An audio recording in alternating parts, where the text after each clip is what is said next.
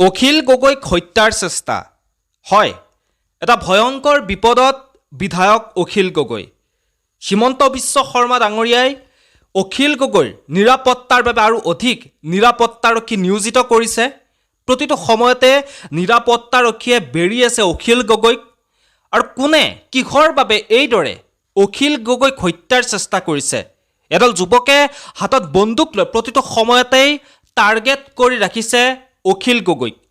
কিন্তু এনেকুৱা কি শত্ৰুতা আছিল সেই বিশেষ দলটোৰ লগত অখিল গগৈৰ যাৰ বাবে টাৰ্গেট কৰি লোৱা হৈছে অখিল গগৈক বৰ্তমান সময়ত ভয়ংকৰ বিপদৰ সন্মুখীন হৈছে বুলি ক'ব লাগিব যিহেতু আপোনালোকে গমেই পায় আজিৰ পৰা কেইদিনমান আগত অখিল গগৈৰ মাতৃৰ বিয়োগ হৈছে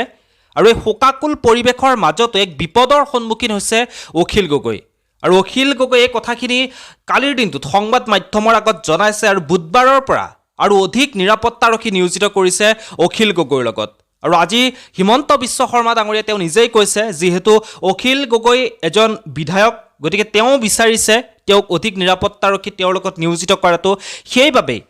অখিল গগৈৰ লগত অধিক নিৰাপত্তাৰক্ষী নিয়োজিত কৰা হৈছে আৰু যেতিয়া ভোটৰ কাউণ্টিং হৈছিল সেইখিনি সময়তো অখিল গগৈ কুশল দৌৰি তেওঁলোকৰ লগত নিৰাপত্তাৰক্ষী ৰখা হৈছিল তাৰপিছত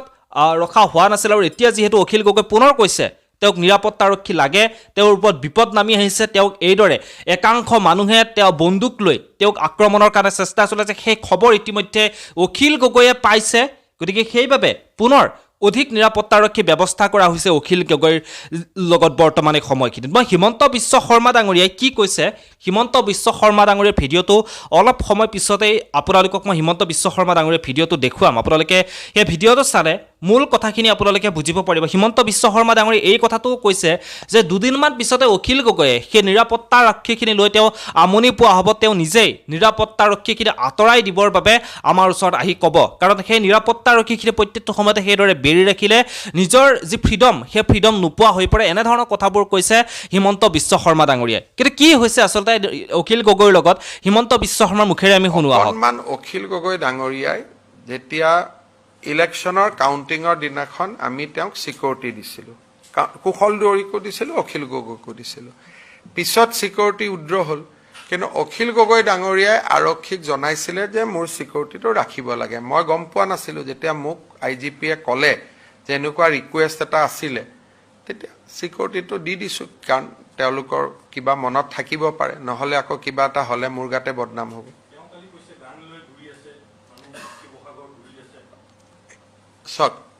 আমাৰ ইনফৰমেশ্যন নাই কিন্তু তেওঁ যিহেতু এজন বিধায়ক আৰু তেওঁ যিহেতু কৈছে যে গান লৈ ঘূৰি আছে সেইকাৰণে বিধায়কজনৰ কথাটো আমি অস্বীকাৰ কৰিব নোৱাৰোঁ সেইকাৰণে আমি ছিকিউৰিটিটো বঢ়াই দিছোঁ কাৰণ আমাৰ কাৰণে তেওঁৰ জীৱনৰ মূল্য আছে তেওঁ এজন সন্মানীয় বিধায়ক গতিকে এইটো মানে এটা ৰুটিন প্ৰচেছ তেতিয়া তেওঁ দুদিন পিছত ইমান পুলিচ থাকিলে লগত বেয়াই লাগে দুদিন পিছত তেওঁৱে ক'ব যে মোৰ পৰা গুচাই দিয়ক বুলি এইবোৰ কাৰণ পুলিচ ইমান লগত থাকিলে প্ৰাইভেচি বোলা বস্তুটোৱেই নোহোৱা হৈ যায়